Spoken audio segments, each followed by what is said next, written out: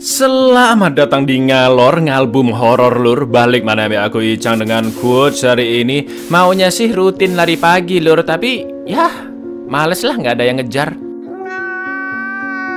Sesuai requestan dari kalian, Cak, film Indo dong Cak, film Indo dong Cak. Oke, siap Lur. Bergenre horor misteri drama, film ini berjudul Inang tahun 2022. Mengisahkan tentang seorang wanita yang hamidun dari pria hidung belang dan tidak mau tanggung jawab. Konflik kehidupannya pun semakin pelik, hingga dia memutuskan agar anak di kandungannya diadopsi saja.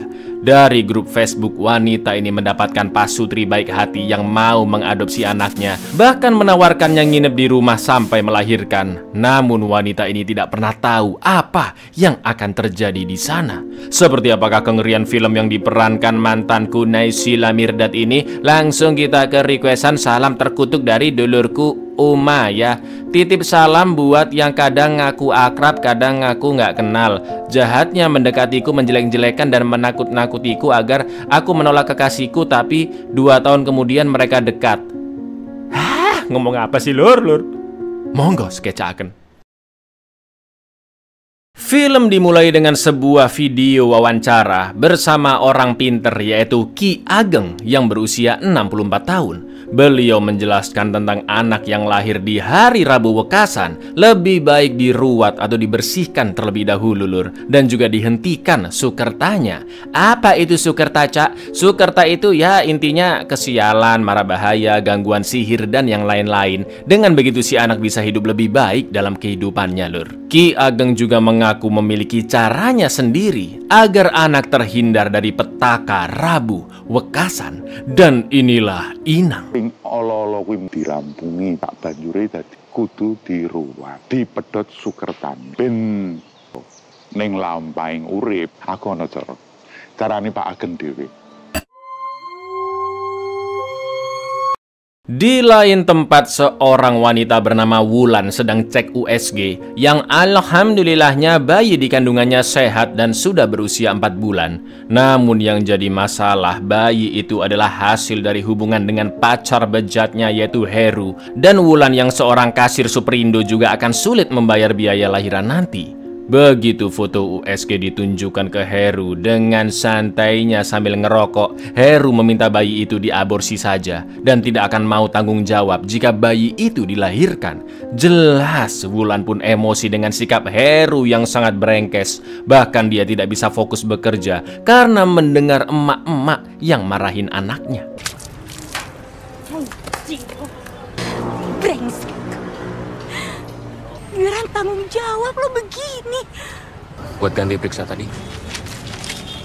gue nggak mau ngorbanin apapun cuma gara-gara masalah ginian. Enggak, balikin. Menangis. Wulan pun hanya bisa menangis sambil memandangi foto janinnya. Dia teringat masa kecilnya yang begitu kelam karena orang tuanya selalu saja bertengkar di depan matanya setiap hari. Untungnya sohib sekaligus rekan kerjanya yaitu Nita berusaha menenangkan Wulan. Tak lama kemudian Pak Manajer yaitu Hardiman datang dan meminta mereka segera lanjut bekerja. Mana sempat-sempatnya lagi ini Hardiman nepuk-nepuk Mbak Nita lagi. Loh, sama aja brengkesnya ya kan dia ini.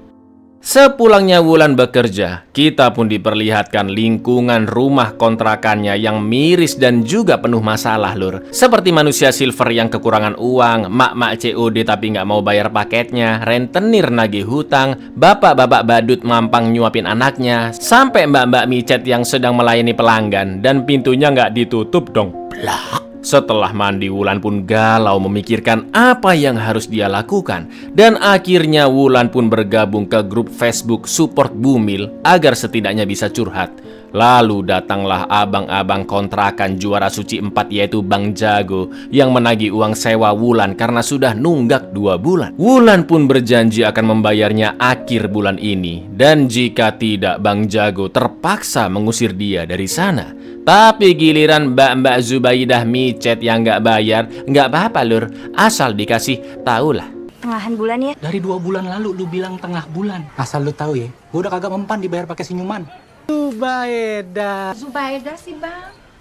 Keesokan harinya saat jam istirahat, Karena menghidupi diri sendiri saja sudah susah, Nita pun menyarankan Wulan untuk aborsi menggunakan obat agar tidak terasa sakit. Wulan masih bingung harus berbuat apa dan terlihat seorang pria misterius yang terus memantau Wulan. Setelah itu Wulan pun menemui Pak Manajer Hardiman untuk meminta gaji lebih cepat.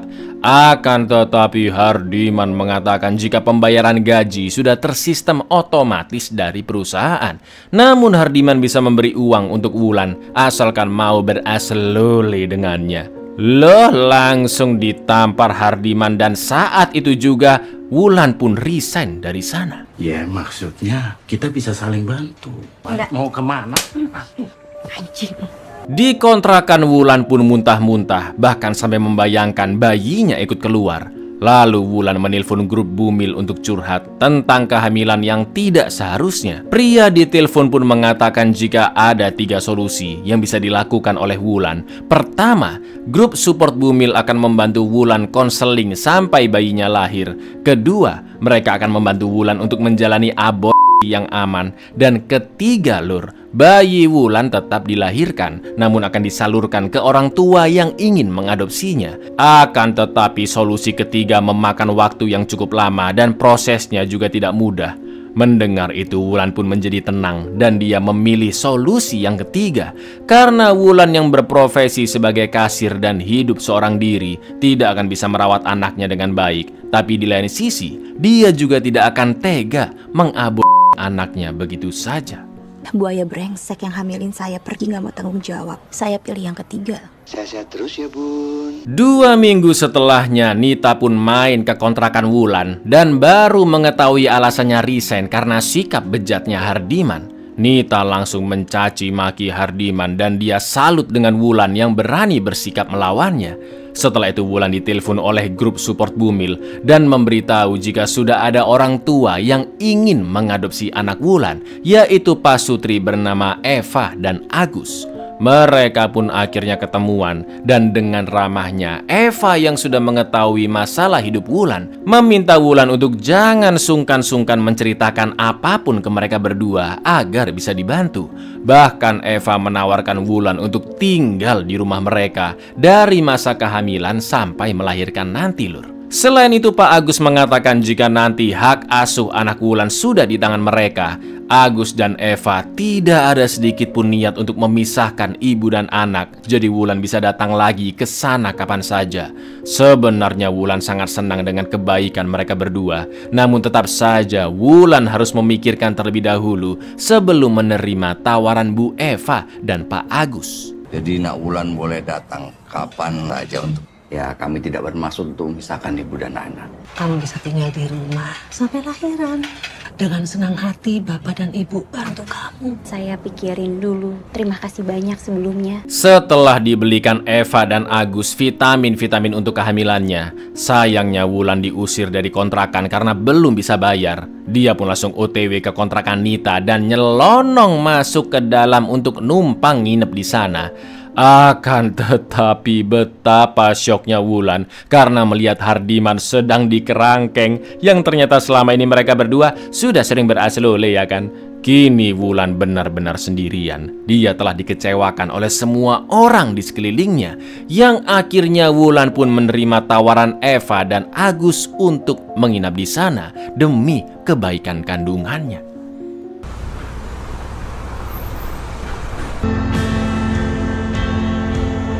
Setelah dijemput oleh Pak Agus, Wulan pun akhirnya sampai di kediaman mereka yang sangat besar, tenang, dikelilingi kebun juga hutan kecil dan jauh dari rumah tetangga. Eva pun langsung menyambut Wulan layaknya seorang ibu dan terlihat seisi rumah yang penuh barang-barang kuno karena memang itu rumah jadul, Lur. Banyak barang-barang yang ditutupi oleh kain agar tidak berdebu. Juga harimau yang diawetkan karena Pak Agus dulu suka berburu saat masih dilegalkan. Setelah Wulan diantar ke kamarnya, betapa bahagianya dia karena kamar itu jauh lebih nyaman dari kontrakannya. Semoga ya Lur ya. Gak mewah, tapi ya mudah-mudahan kamu betah.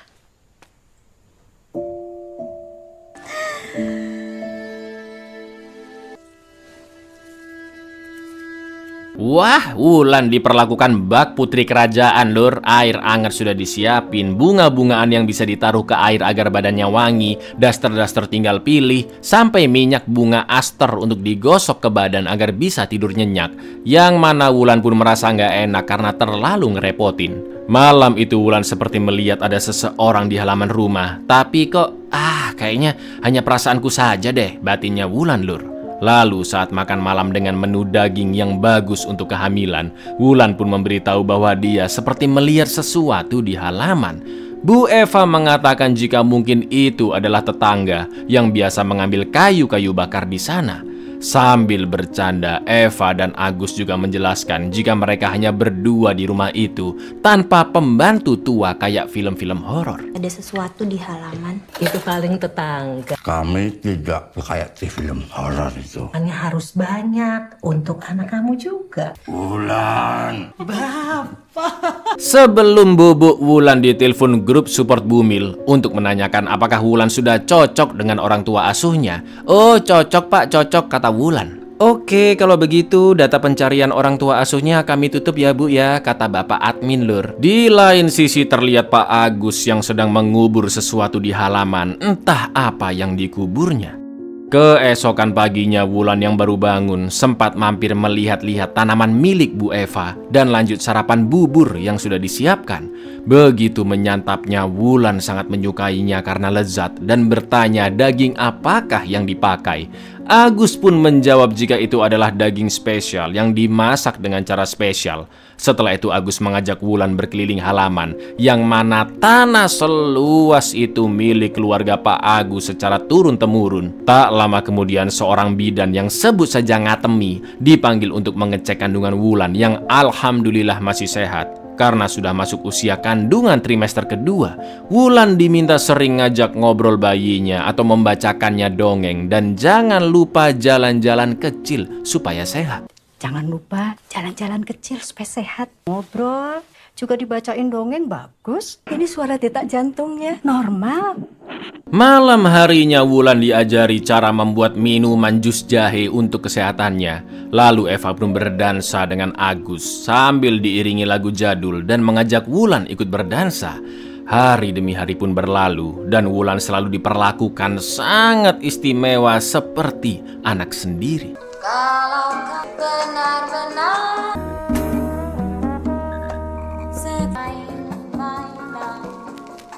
Eva pun sempat bertanya kenapa Wulan mau memilih dirinya dan Pak Agus sebagai orang tua asuh anaknya nanti. Wulan mengatakan jika Eva dan Agus adalah sosok yang berbeda, mereka saling menyayangi, dan Wulan yakin anaknya juga akan mendapatkan kasih sayang luar biasa dari mereka.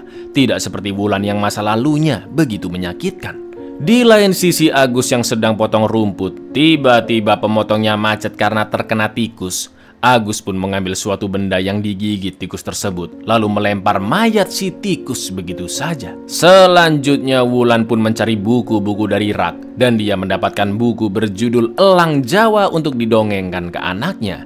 Tapi Lur, memang pada dasarnya Wulan yang selama ini hidup di lingkungan buruk tidak memahami bahwa cerita dongeng harus dipilih dan dipilah, ya kan? Ini malah pilih cerita tentang pasar setan, mana kata-katanya kasar semua lagi. Sampai akhirnya ada seonggok kertas jatuh dari selipan buku tersebut. Lalu ketika Wulan membacanya, lampu pun berkedip-kedip dan dia seperti terbawa ke alam mimpi, di mana Wulan melihat seorang wanita misterius berjalan lalu merangkak mendekatinya. Dan tiba-tiba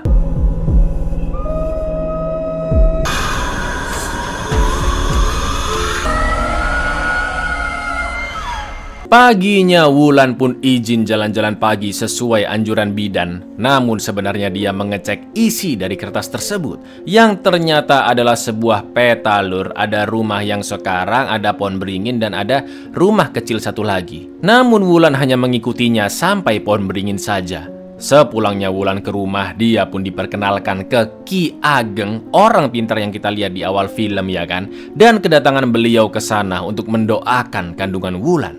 Wulan pun merasa takut melihat ritual aneh tersebut. Namun Bu Eva meminta Wulan untuk tetap tenang. Setelah didoakan, Ki Ageng memecahkan telur dan muncul bercak merah di kuningnya. Lalu seonggok kertas pun dibakar dan asap dari bunga-bunga layu yang dibakar dihirupkan ke Wulan hingga membuat dia tertidur. Makar lan mungkur.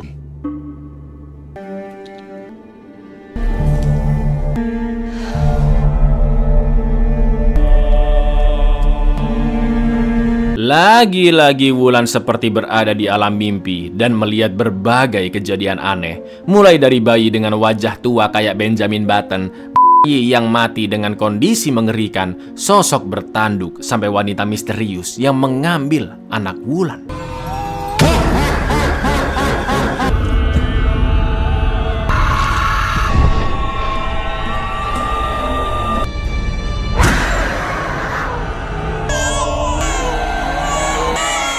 Begitu tersadar, Eva mengatakan jika Wulan tidak perlu khawatir karena Ki Ageng datang demi kebaikan bayi Wulan. Selain itu, Ki Ageng juga menitipkan peniti dengan kancing hitam untuk selalu dipakai oleh Wulan. Lalu saat pemeriksaan kandungan selanjutnya, Bubi dan Ngatemi sudah tahu jika Pak Ageng kemarin datang mendoakan Wulan. Ngatemi mengatakan jika Bu Eva dan Pak Agus adalah orang-orang lama, maka dari itu mereka juga pakai cara-cara tradisional dengan jasa Ki Ageng demi kesehatan bayi Wulan. Meski sudah dijelaskan dan diperlakukan sangat baik, namun Wulan merasa ada yang janggal. Wulan pun akhirnya menelpon Nita karena tidak ada lagi orang yang bisa diteleponnya. Wulan menceritakan semua yang terjadi dan akan Sherlock lokasi rumah itu agar bisa dijemput Nita.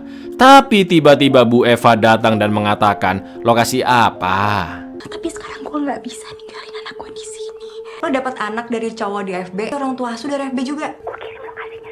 Lokasi apa? Bu Eva pun mengajak Wulan ikut ke taman dan mengatakan bahwa ajak aja itu temennya tadi di telepon biar kamu seneng dan rame rumah ibu. Iya kan Pak? Oh iya, kata Pak Agus lur. Lalu di malam harinya, seperti biasa si bejat Hardiman berasal-oleh dengan Nita di kontrakannya. Tak lama kemudian ojek online pun datang mengantarkan sate atas nama Ibu Nita. Padahal Nita nggak pesen lur. Tapi karena sudah dibayar, Hardiman pun mengambilnya mumpung gratis dan lapar ya kan. Lalu mereka pun langsung menyantapnya bersama-sama. Namun ternyata ojek online tadi adalah Pak Agus yang menyamar lur. Dengan santainya dia berganti pakaian, membawa tabung gas 3 kilo, lalu masuk ke kontrakan Nita, di mana Hardiman dan Nita sudah sakaratul maut. Mulut mereka berbusa akibat racun di sate tersebut. Setelah itu Agus menggorok leher Nita dan pisaunya diletakkan ke tangan Hardiman agar polisi mengira keracunan mereka disebabkan karena kebocoran gas, dan juga terjadi pertengkaran yang membuat Hardiman membunuh Nita. Kan memang Agus ini ngeri loh kamu Gus.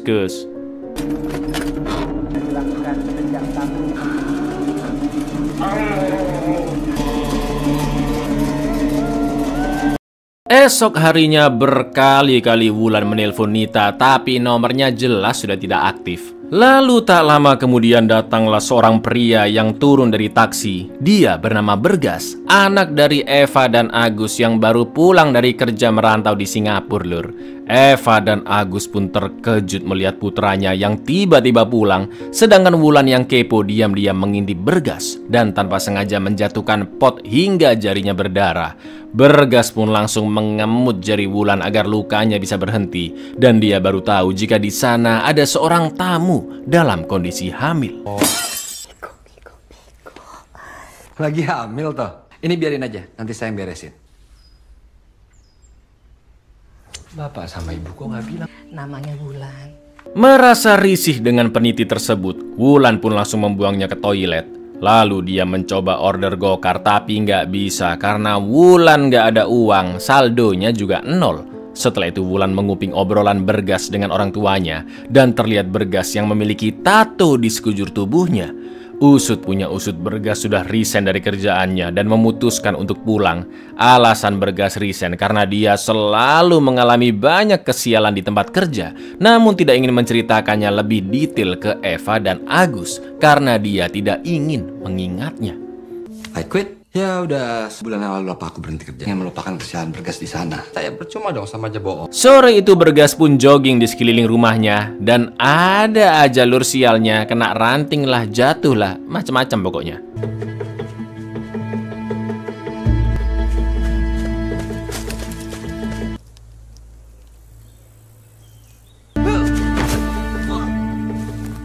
Malam itu saat Eva, Agus, dan Bergas ngobrol-ngobrol di luar sambil temu kangen, Wulan pun diam-diam masuk ke kamar utama, mencari-cari uang untuk membayar gokar, dan akhirnya ketemu di dalam lemari. Tak lama kemudian Eva dan Bergas datang, lalu Wulan pun bersembunyi di dalam lemari. Sambil mengobati luka di tangan anaknya, Eva menjelaskan bahwa Wulan adalah ponakan dari temennya yang tinggal sementara di sana sampai bayinya lahir karena nggak ada yang ngurus.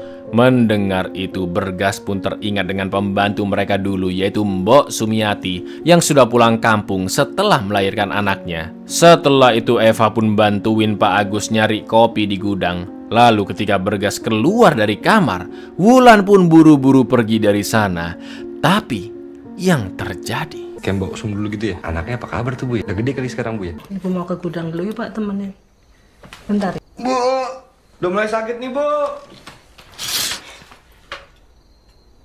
Walaupun kepergok, Bergas mencolong uang orang tuanya dan menjelaskan jika dia butuh uang untuk pergi dari sana tanpa pamit karena berbagai kejadian aneh di sana. Wulan yang tadi menguping juga mengatakan jika Bu Eva telah berbohong kepada Bergas, yang nantinya Bergas juga tahu sendiri kebohongan apa yang dimaksud. Sementara itu Eva khawatir Bergas akan mengetahui semuanya dan dia pasti tidak bisa menerima. Sambil memahat patung kayu, Pak Agus menenangkan Eva dan mengatakan jika Bergas tidak harus menerima, namun hanya cukup bersyukur. Wah, apa sih sebenarnya yang terjadi di rumah ini? Sabar, ikutin dulu aja alurnya lur ya. Dia tidak harus terima, dia cuma harus bersyukur. Itu sudah hampir selesai ya Pak. Tinggal kasih warna merah. Keesokan paginya saat Eva motong-motong bunga, Wulan pun datang dan berbicara baik-baik jika dia membatalkan adopsi anaknya. Wulan ingin merawat anaknya sendiri dan tidak mau ngerepotin Bu Iva dan Pak Agus. Eva pun tidak mempermasalahkannya, namun dia memohon agar Wulan tetap berada di sana sampai bayinya lahir karena ingin melihat kelucuan anak tersebut. Lalu ketika Bu Eva menjentikan jarinya, sontak Wulan pun menuruti keinginannya untuk tinggal di sana sampai bayinya lahir. Pengen sekali lihat anak kamu, pasti lucu. Kamu datang ke sini baik-baik, pergi juga baik-baik. Iya. Setelah itu Bergas pun menemui Wulan untuk menanyakan maksud perkataannya kemarin. Karena selama ini Bergas juga merasa kedua ortunya seperti menyembunyikan sesuatu. Wulan menjelaskan jika dirinya bukanlah ponakan dari teman Eva, melainkan orang asing yang dikenalkan ke Eva dari grup Facebook, dan dia tinggal di sana demi kebaikan bayinya. Bergas pun kaget karena selama ini orang tuanya bukan tipe anak sosmed, dan Bergas berjanji akan melindungi Wulan jika terjadi sesuatu. Malamnya Bergas pun mengecek album foto kenangan dan dia melihat sebuah kesamaan, yaitu foto wanita hamil, Mbok Sumiati pembantunya dahulu, dan juga seorang wanita yang katanya saudara jauhnya Pak Agus. Gak pakai lama Bergas yang curiga pun akhirnya mengajak Wulan untuk mencari petunjuk ke gudang ayahnya. Besok saya 30. 10 tahun yang lalu dari bokap Vina lagi hamil juga. Nanti malam ikut saya. Ikut aja, gue takut gelap. Malam itu juga Bergas pun mengajak Wulan ke gudang ayahnya, dan dia mengambil kunci gudang yang biasa disembunyikan di dalam mobil. Di sana mereka menemukan berkas-berkas, buku mantra, juga buku ibu dan anak posyandu yang dulunya Eva menjadi pemilik posyandu tersebut. Tak lama kemudian Eva dan Agus yang tahu Bergas juga Wulan tidak ada di rumah, akhirnya pergi ke gudang dan berhasil menemukan mereka. Ada orang.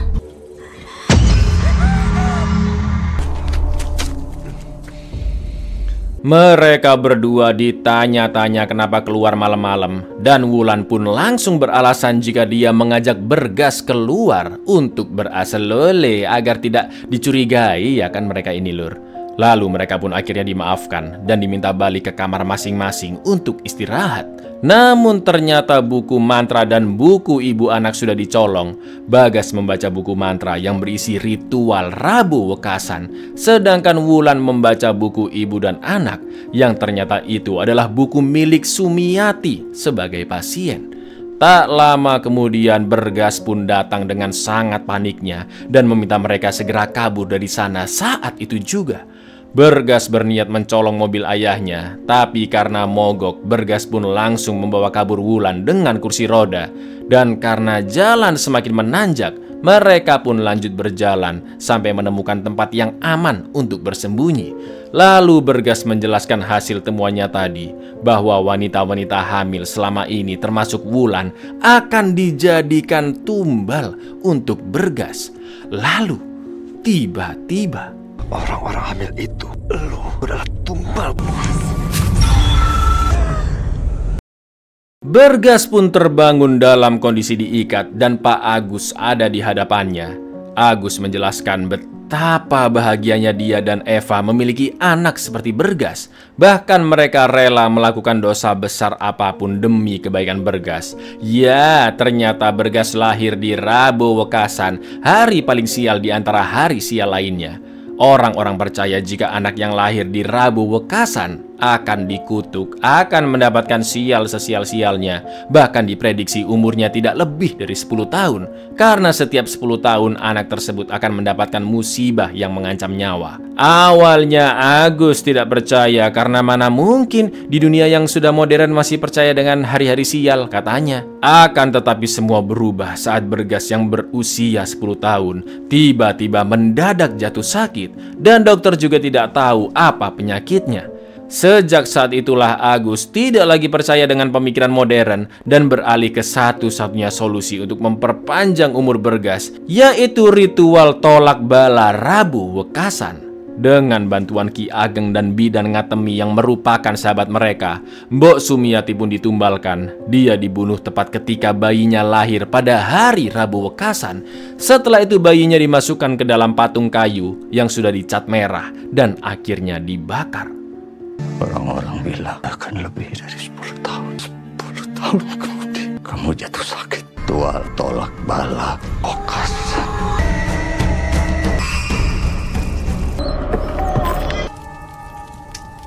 10 tahun kemudian saat Bergas berusia 20 tahun, dia pun kembali sakit keras karena digigit oleh ular berbisa. Agus dan Eva mulai hunting wanita-wanita Hamidun yang melahirkan anaknya di hari Rabu Wekasan dengan cara mencari korban lewat grup Facebook, dan ketemulah seorang wanita bernama Vina. Jadi dia bukan ponakan temennya Eva, lur.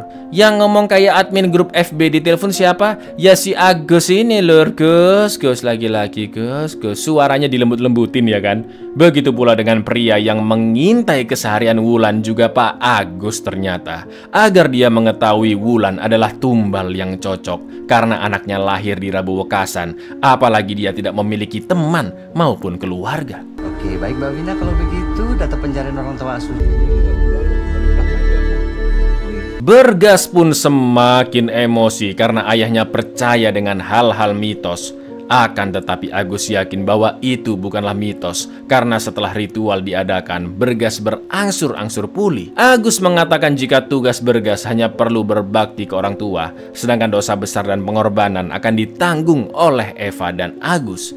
Karena Bergas mulai memberontak, Eva pun langsung menenangkannya dengan menjentikkan jari. Bapak ngelakuin ini semua untuk mitos. Untuk mitos! Biar kami yang berkorban. Yang menanggung semua dosa. Ya, sebab... Ibu dengerin Bergas dulu, Bu. Malam itu Bergas terbangun di kasur, masih dalam kondisi tangan terikat. Sementara Wulan akan menjalani ritual tolak angin, bukan dong, tolak bala Rabu Wekasan. Karena hari itu adalah hari ulang tahun Bergas, bertepatan dengan hari kelahiran anak Wulan, yaitu di Rabu Wekasan. Bergas berhasil melepas ikatannya dengan pecahan botol dan segera OTW ke gudang untuk mencari Wulan. Di lain sisi, bayi Wulan sudah terlahir, dan ketika Bidan Ngatemi akan pulang, dia pun berpapasan dengan Bergas. Ngatemi mengatakan jika Bergas harusnya bersyukur karena memiliki ortu yang begitu sayang padanya. Namun Bergas tidak menggubrisnya dan dia pun masuk ke dalam gudang tepat sebelum Wulan digorok. Bergas mengancam akan bundir jika Wulan dan bayinya tidak dibiarkan pergi. Dengan terpaksa Eva pun membiarkan bayi tersebut di bawah Wulan dan Bergas juga ikut pergi karena dia tidak bisa hidup di atas kematian seseorang. Tanpa sadar Bergas membunuh Ki Ageng karena terus memaksanya tinggal di sana. Setelah itu Bergas, Wulan dan bayinya naik ke mobil jadul Pak Agus. Lalu mereka pun segera kabur ke kota. Bergas gak mau hidup, ada orang yang harus di Bergas gak mau. Bergas jalan. Setelah semalaman berkendara, esok paginya mereka pun istirahat di pinggir jalan. Kini hubungan Bergas dan Wulan semakin dekat. Wulan diberikan teh hangat agar tenang dan Bergas akan mencari klinik atau rumah sakit terdekat. Akan tetapi ketika Bergas keluar dari mobil untuk membayar teh hangat di warkop, tiba-tiba lagu dari Bapak untuk Ibu saat mereka pertama kali bertemu. Habis ini kita cari klinik atau rumah sakit ya.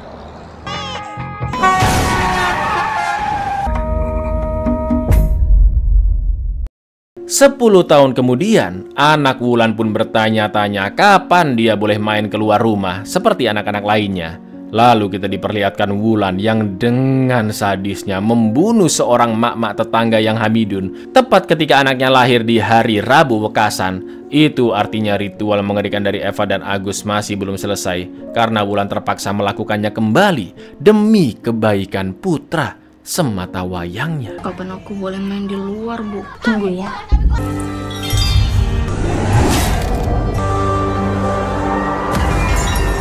Bu, ya ritual yang sangat ekstrim sekali ya. Biasanya kalau bayi sering sakit paling diganti nama aja lur. Keberatan nama katanya ya kan. Nah ini diritualin secara brutal dong. Salah siapa coba? Salah Agus pokoknya, Gus. Makanya Gus. Assalamualaikum.